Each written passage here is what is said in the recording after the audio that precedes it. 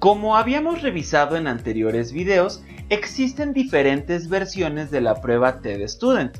Hay versiones para grupos relacionados, es decir, un grupo medido en dos momentos, y también está la versión para grupos independientes, es decir, grupos cuyas características sean completamente diferentes, grupos mutuamente excluyentes, como hombres y mujeres, solteros y casados, o personas que habitan una ciudad comparados con otras personas. Sin embargo, en videos anteriores, nosotros ya habíamos revisado la prueba TED Student para grupos independientes del mismo tamaño, es decir, tener la misma cantidad de participantes en el grupo 1 y en el grupo 2. En el video del día de hoy voy a explicarte qué sucede con la prueba TED Student cuando yo quiero comparar muestras de diferente tamaño, es decir, que yo tenga un diferente número de participantes en mi grupo 1 y en mi grupo 2. Lo primero que vamos a hacer es recordar qué es la prueba TED Student. La prueba TED Student es una prueba paramétrica que nos va a ayudar a comparar dos grupos. Específicamente, nuestros datos tienen que estar en un nivel de medición de intervalo o razón, puesto que es una prueba paramétrica.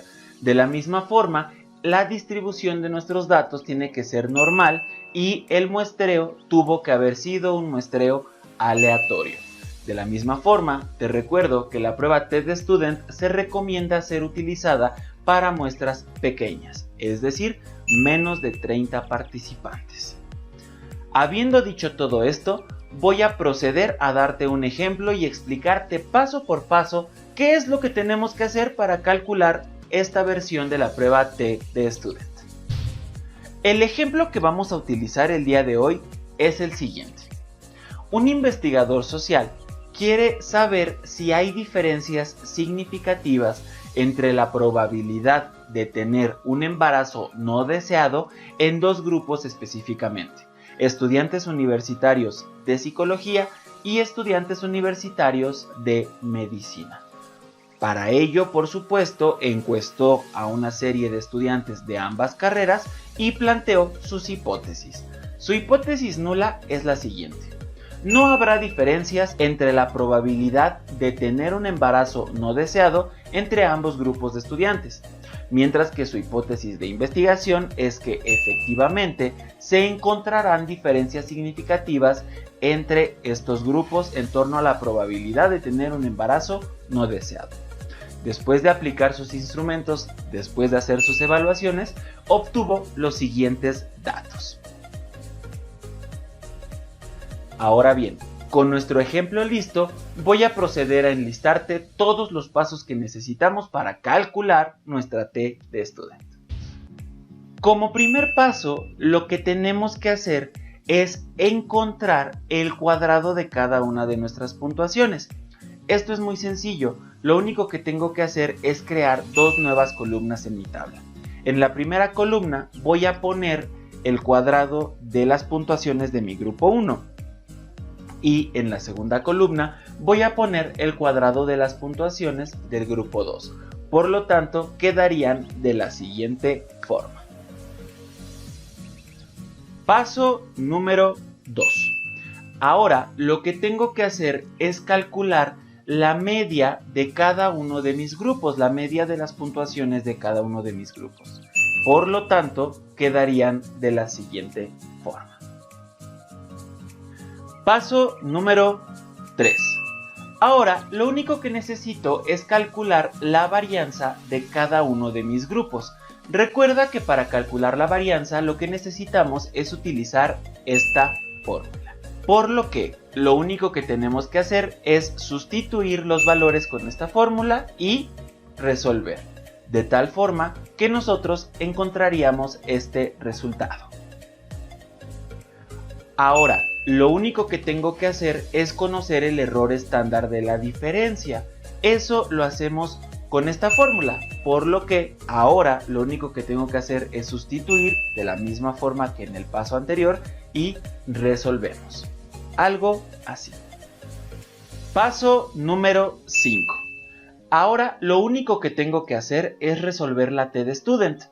Por lo tanto, lo único que tengo que hacer es sustituir, es decir, tdstudent es igual a la resta de las medias de cada uno de mis grupos sobre el error estándar de la diferencia. Por lo tanto, este sería el valor que nosotros tendríamos en nuestra tdstudent, la tdstudent calculada. Recuerda que la toma de decisiones para saber si tenemos diferencias significativas es la siguiente. Para rechazar la hipótesis nula, la t calculada, es decir, lo que nosotros acabamos de calcular en este momento, tiene que ser igual o mayor al valor crítico de tablas, por lo que pues necesitamos el valor crítico. Ahora, para encontrarlo, lo único que necesitamos son los grados de libertad, los cuales se calculan con esta fórmula. Por lo tanto, en el presente ejemplo y con los datos que se están manejando en este video, nuestro valor crítico de tablas es el siguiente. Si te fijas, esto es muy claro. Lo único que tenemos que hacer es comparar nuestras tdstudent.